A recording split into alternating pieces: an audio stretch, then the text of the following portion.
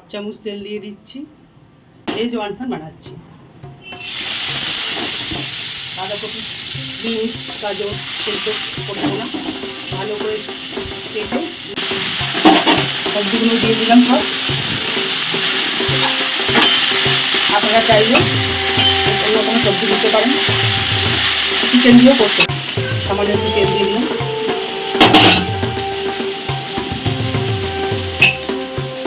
আদা রসুন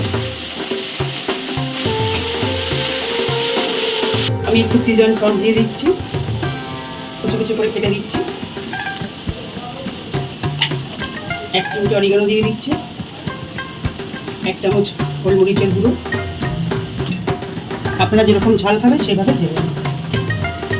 দিয়ে দিচ্ছি চিলি ফ্লেক্স, দিয়ে দিচ্ছি সস, দিয়ে দিচ্ছি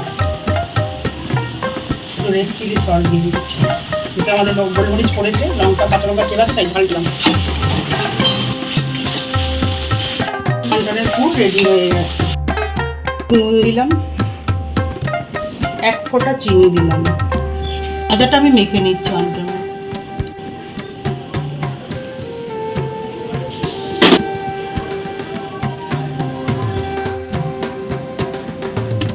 আমাদের ময়দা মাখা হয়ে গেছে, আমরা লেচি করব। এই মাথাটা দিয়ে এটাকে ফোল্ড করবো, করে এটাকে মুখটাকে পুরো চেপে দেবো, দিয়ে জাস্ট আপনি পিছন দিকে এটাকে নিয়ে যাবেন। এইভাবে নিয়ে এই মাথা মুড়ে দেবেন। এই আপনার ওয়ানটন রেডি।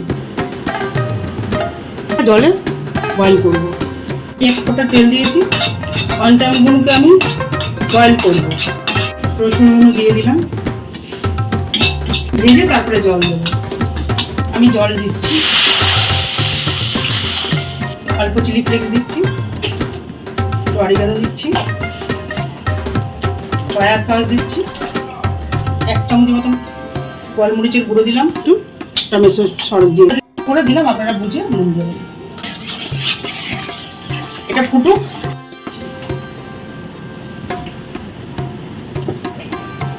ফুটতে দেবো। এটা আমি 10 মিনিট ফুটতে দেবো হাই ফ্লেমে। এটা আমি 5 মিনিট ঢেকে লো ফ্লেমে সেদ্ধ করবো।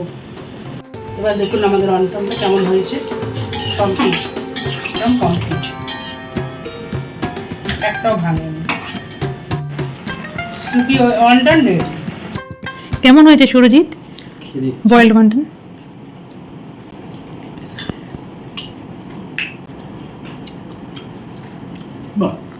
দারুণ। কেমন হয়েছে রিদু?